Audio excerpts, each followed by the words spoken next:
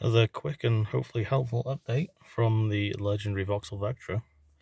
I did have a fault from the previous videos you might have seen, where up here we had the light bulb symbol MacGuffin, and on here I'm on radio 1 now because the car went to a garage actually to get some new tyres. I didn't want to leave it on radio 4. Anyway, when you turned it on, it would have brake light and parking light on it. Now, when I initially checked the brake lights, they were okay. So this is saying the brake light is out. This on here, the brake light is out. I went out, got the wife to test the brakes. Yeah, the brake lights come on. Oh no, my friend. What actually happens is,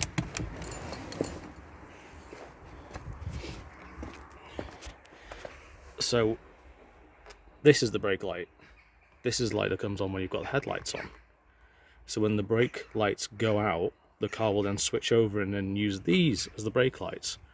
So when I was coming out and checking the brake lights, these were coming on thinking, there's nothing wrong with my brake lights. But they were. Both of these were out. Bulbs replaced, fault is gone. And the parking light turned out to be a side light. So, yeah. 2 more faults gone, plus £200.